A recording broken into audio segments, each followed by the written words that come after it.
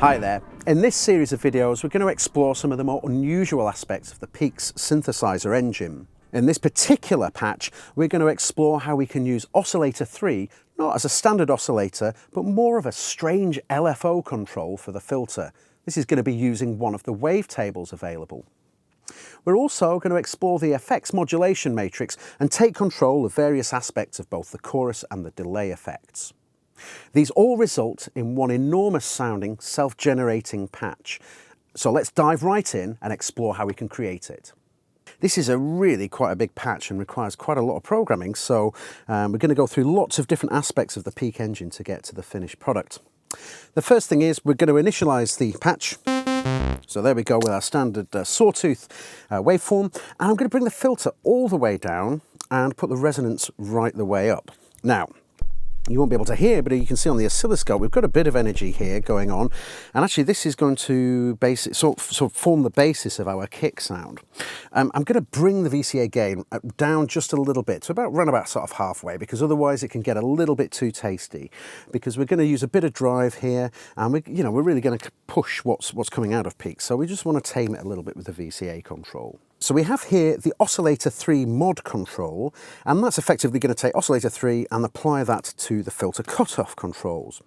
Now, we could of course use an LFO, but actually we can use the wavetables available to us in the oscillators to actually create some interesting and unusual types of modulation control as well. So let's go to my oscillator 3 wavetable page. I'm actually going to choose this specific one, which is screech, and I'm going to put that onto a fixed note. That means it's only going to run at a specific pitch. It won't track the keyboard, and I can also use the range here, so 16-foot range, and also the coarse control to bring that really right down. So we've got this applied, and let's have a listen to how that sounds.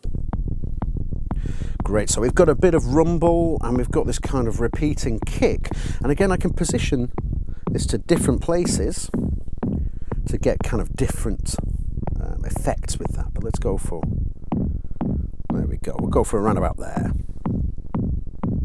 Great, now let's add a little bit of reverb, so I'm going to go to the big reverb mode 3, and there we go, we're getting into that kind of nice dark techno reverb sort of sound. We'll put the sound on 127 as well, the reverb time. Actually, no, we'll just back that off a bit. We're going to now explore what we're doing with the envelopes as well. So at the minute, we've got the kind of the amp envelope as it should be set. So we've got 127 up there. We've got a nice reasonable release as well. Decay's round about sort of down to sort of halfway. And the attack, we'll just keep it sort of a nice low number. Just kind of softening that up a bit, but of course we've got all the sustain there to hold that note on. And let's go directly to modulation envelope 2. I'm going to bring the attack down, the sustain down and the release down, but push the decay right up. And the reason for this is I'm actually going to re-trigger this, and this is going to be almost like this little accent that every so often comes in and just pushes the filter a little bit. So if I now go to the mod matrix, and I just choose here, let's go for modulation envelope 2, destination, and let's take that to the filter frequency, and let's give that to around about, I don't know, so around about here, I guess, yeah. Okay, that's great, but the next thing I need to do is actually re-trigger this envelope. So if I go to my envelope page, I can see here, I'm directly on the mod envelope page, but you can scroll through, and here it says repeats off, but I'm going to go here, I'm going to turn repeats on. This means it's permanently going to repeat this envelope as a cyclical event every time the decay hits the bottom. Right, so we're kind of getting there now. Got that nice kind of repeating pattern, but now we want to get all the textury stuff above it, and this is it gets very interesting because we're actually going to start to use the chorus and the delay effects here, and we're going to really kind of heavily modify those with lots of modulation sources and controls. So the first thing that we'll do is let's take a look at the chorus. Now before I do anything, I'm going to go all the way to the first page of my effects page here, and I'm going to just change the routing. And the reason for this is at present the oscillators and the filter are all going into the effects at exactly the same time. They're all running in parallel. But I want to change the position of these, and I'm going to take it so I've got the chorus at the beginning, that's then running into the delay, and then finally into the reverb. So they're in series now as opposed to parallel. On the chorus itself, I'm going to go for a full level here, and I'm going to drop the rate right down to 0. By dropping the rate down to 0, basically we've created a resonator effect. But in order to benefit from this, I need to go through to my chorus page here, turn the feedback all the way up. Okay, now there we've got a really strong resonator effect, but it's just perhaps a little bit too much. So I'm just going to bring back the chorus depth a touch here. So we'll get it round about there. That's good. Again, at the moment, I think it needs a little bit of filtering. It's going to benefit from a little bit of filtering. So we'll just drop the low pass filter on the chorus down a touch. And let's just bring the high pass up a touch as well. Okay, that's sounding a little bit more like it, I think. But now we want to start to modulate the chorus and get it to really kind of interact with the resonating side of things. So let's go to our mod matrix in the effects page. Let's go to slot 1 and let's choose LFO3. And we're going to go for a positive only LFO, and we're going to take that and put that to the chorus depth, and we'll add an amount of, I don't know, let's say round about here.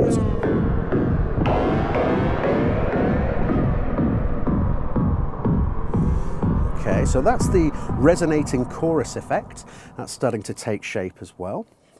Let's go to our LFO page and just make sure that we've got the right kind of speed dialed in.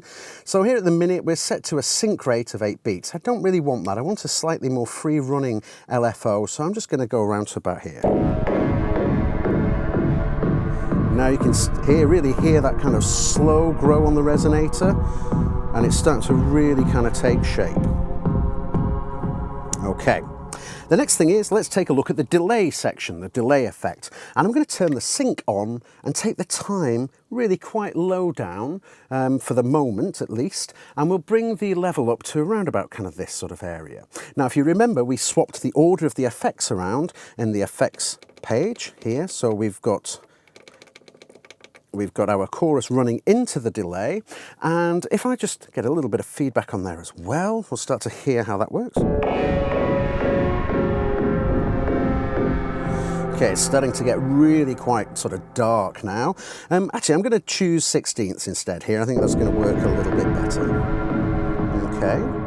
Now all is good at the minute, but again, I'm going to go through to my delay controls here, and I'm going to take the slew rate right down to 0. I'm going to use this effect as a little bit like a delay, a harmonic kind of delay.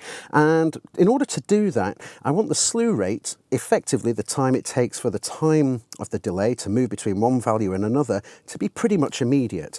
That way it's going to be a little bit more musical. If it was on a high slew rate, basically it would take quite a long period of time to move between those two values.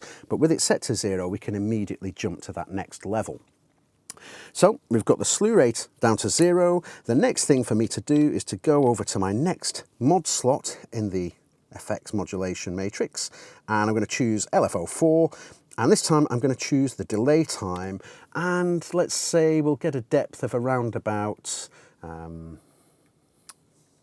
of, I don't know, around about this sort of area. And this time you can start to hear now that sound coming through.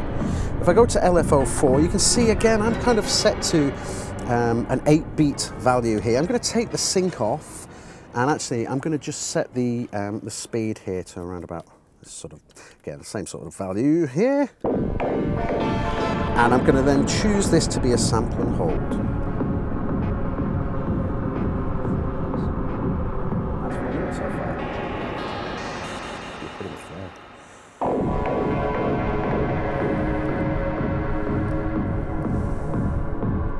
Okay, so now if I key latch this on, go down an octave or so, just play a single note.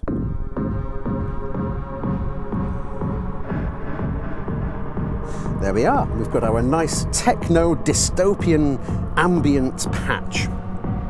So you can see this is a combination of several different aspects of the Peaks synth engine. We're using all these different modulation sources to now control the effects processor. We're also using modulation to control the filter and get this nice kind of rhythmic part involved as well. So there we are. You can hear that that's really quite a big sounding patch, and it's using lots of different areas of the synth engine in Peak. Peak is a lot of fun to work with, and you can really explore new and uncharted territories. Thanks very much for watching.